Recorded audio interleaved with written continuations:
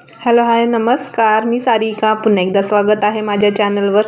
तर आज सकाळचे 10 वाजलेले, संडे होता म्हणून आम्ही देखील लेट उठलेलं. सकाळचे 10 वाजले तरी देखील इकडे ऊन नव्हतं, इतकं कडाक्याची थंडी होतं.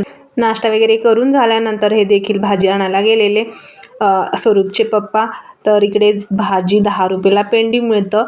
अशा पद्धतीने हे भाजी घेऊन आलेले. म्हणजे हे मेथीची भाजी आहे, बघू शकता. हे 10 रुपयाला पेंडी मिळतं. तर आपल्या महाराष्ट्रामध्ये काय रेट आहे नक्की कमेंट करून सांगा. तर इकडे टोमॅटो आणि भेंडी, वांगी अशा पद्धतीचे हे भाजी आणलेले. तर तुम्हाला आता शंका असेल की मी ही भाजी असं टोपलीत का ठेवते, कारण माझं फ्रीज आता सध्या बंद आहे, म्हणून मी अशा पद्धतीनेच भाजी ठेवत असते. अगदी 4-5 दिवस म्हणजे डब्याला ह्यांचं होऊन टाकतं. 4-5 दिवस जरी गेलं तरी पुरेसं आहे, कारण फ्रीज बंद असल्यामुळे मोजकेच आम्ही भाज्या आणतो आणि आज देखील मोजकेच भाज्या आणलेले हे. तर कसं पालेभाज्या वगैरे आधी करत असते आणि फळभाज्या वगैरे नंतर करत असते. आता उद्यासाठी मी मेथी आणि शेपूची भाजी करणार. आज तर नॉनव्हेजचा बेत होता. चिकन आणि फिश आणलेले हे भाजी आणताच. तर आज तर नॉनव्हेज आहे, संडे स्पेशल. तर आज तुम्हाला दाखवणार आहे की झटपटीत फिश फ्राय कसं करायचं, हे पुढे दाखवणारच आहे.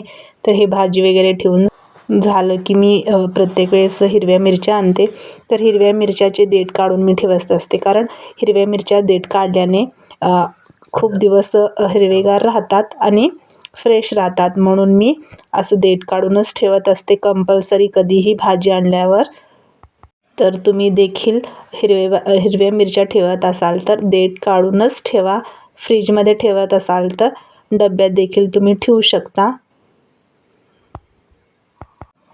तर हिरव्या मिरच्या मी हे फक्त नाश्त्याला वगैरे वापरत असते. उपीट आणि पोहे आणि इडलीची चटणी वगैरे करताना तेवढंच यूज करत असते. तर आरामात हे मला 1 आठवडाभर तर मिरच्या जातात. फक्त हे पावशेर आणलेले मी. तर फ्रीज नसल्यामुळे मी एका कॅरी बॅगमध्येच भरून ठेवत असते हे. नंतर भाजी ठेवून झाल्यानंतर चिकनला फोडणी दिले आणि ते देखील शिजवायला ठेवले एकीकडे. आणि नंतर फिश वगैरे होतं ते देखील स्वच्छ करून घेतलं. म्हणजे ह्याच्यात मीठ आणि हळद घालून मी असं शिजवायला ठेवलेले. नंतर फिश देखील आणलेले हे.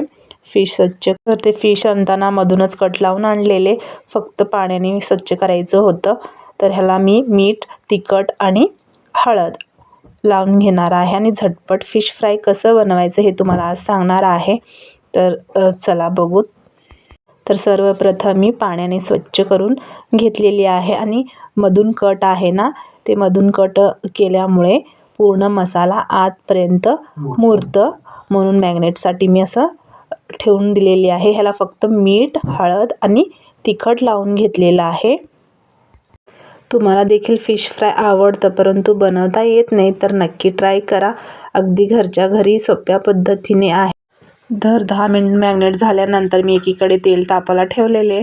तेल तापून झाल्यानंतर एकीकडे मी रवा घेतलेला आहे, चिरोटी रवा घेतलेला आहे आणि चवीपुरतं मीठ आणि तिखट घातलेलं आहे त्यात देखील, आणि मिश्रण एकत्र करून घेतलेले आहे.